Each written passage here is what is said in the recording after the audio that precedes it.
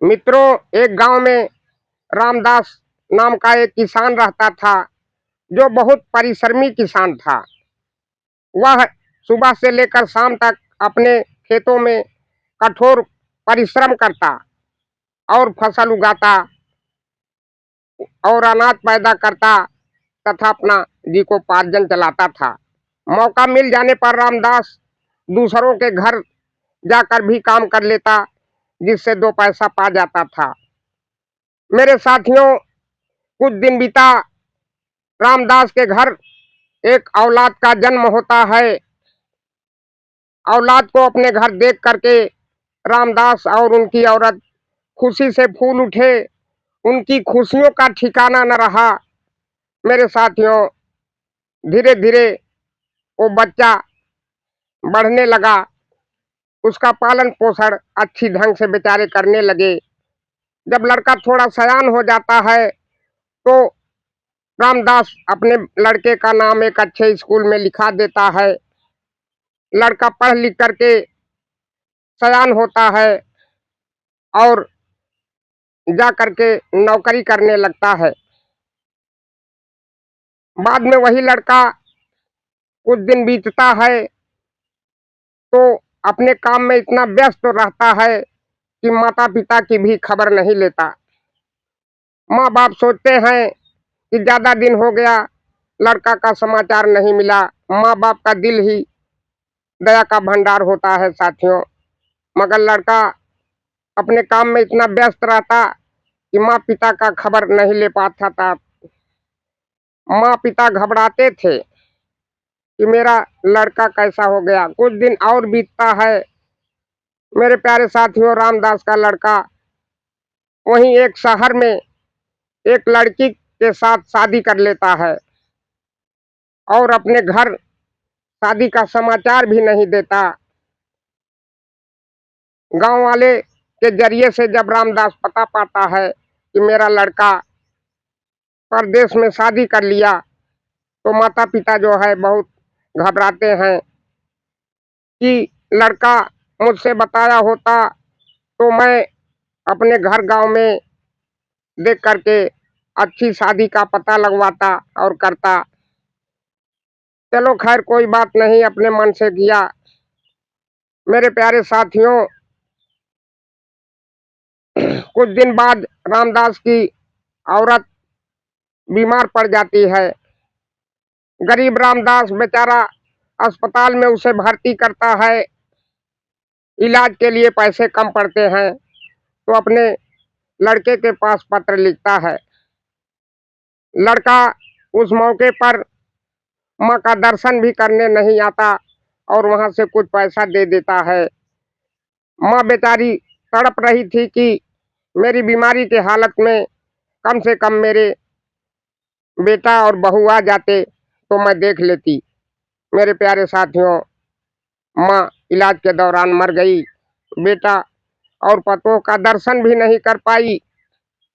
कुछ दिन बाद रामदास का लड़का गांव में आता है और अपने पिताजी से कहता है कि यार पिता, यहाँ पर तुम अकेला क्या करोगे, चलो हमारे साथ।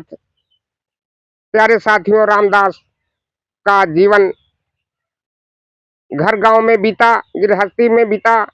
जाना तो वह नहीं चाहता था, मगर मजबूरी थी मेरे साथियों कि रामदास को लड़के के साथ जाना पड़ा।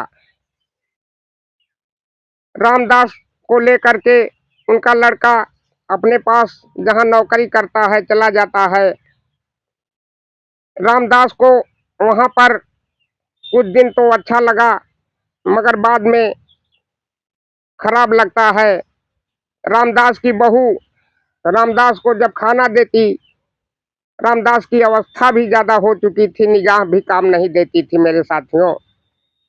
कांच के बर्तन थे, वो कभी गिलास गिर जाता तो फूट जाता हाथ से, कभी बर्तन की थाली गिर जाती थी। 2-4 दिन ऐसा देख करके रामदास की पतोह यानी बहू ने कहा, इस तरह से कैसे काम चलेगा, तुम कभी गिलास फोड़ देते हो, कभी बर्तन गिर जाता है, नुकसान होता है, कभी खाना इधर उधर पानी गिरा देते हो, कमरा गंदा हो जाता है। रामदास की बहू ने कहा कि अब मैं इनके लड़के से बताऊंगा कि इनको अलग एक कमरा दे दे जिसमें यह एकांत में रहे, और लकड़ी के बर्तन में मैं इनको खाना दूंगी ताकि वह गिरे न फूटे, नुकसान भी नहीं होगा। मेरे प्यारे साथियों, रामदास को बाद में लकड़ी के गिलास में पानी, लकड़ी के थाली में भोजन दिया जाने लगा। बेचारा रामदास अपने गृहस्थी और गृहस्थ जीवन के दिन याद करता, मगर करे क्या मेरे साथियों। रामदास की यह दशा देख करके उनका जवान पोता हो गया था कुछ समझदार। वह एक दिन लकड़ी का बर्तन बना रहा था। उसके माँ बाप ने कहा कि बेटा ये क्या कर रहे हो, कैसा लकड़ी का गिलास, कैसा लकड़ी की थाली बना रहे हो।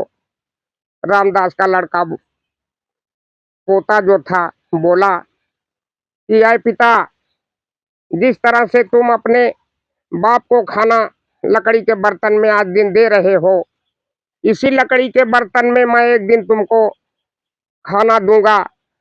ये लकड़ी का गिलास, लकड़ी का बर्तन, थाली जो मैं बना के रख रहा हूँ, ये तुम्हारे भविष्य के लिए, जब तुम बूढ़े हो जाओगे जिस दिन, तो उसी दिन मैं इसी बर्तन में तुम लोग को भी खाना दूंगा, जैसे तुम अपने पिता को दे रहे हो। मेरे साथियों, रामदास के पोते की बात रामदास के लड़के के हृदय में चोट खा गई। वे दोनों सोचने लगे कि वाह रे दिन, मैं जो कर रही हूँ वही एक दिन मिलेगा। मेरा लड़का यही सबक सिखा रहा है, मेरे लिए भी लकड़ी का बर्तन बना रहा है। उनकी आंखें खुल गई और उस वृद्ध पिता की वह सेवा करने लगे। मेरे साथियों, जो अपने माता पिता के साथ जैसा व्यवहार करता है, भविष्य में उसकी औलाद भी उसके साथ वैसा ही व्यवहार करते हैं। इसलिए मेरे प्यारे साथियों, अपने माता पिता का दिल मत दुखाइए, उनके साथ अच्छी सबक करिए, अच्छा आचरण करिए, ताकि आपकी औलाद देख करके आपके साथ भी वैसा व्यवहार करे। मेरे प्यारे साथियों, धन्यवाद।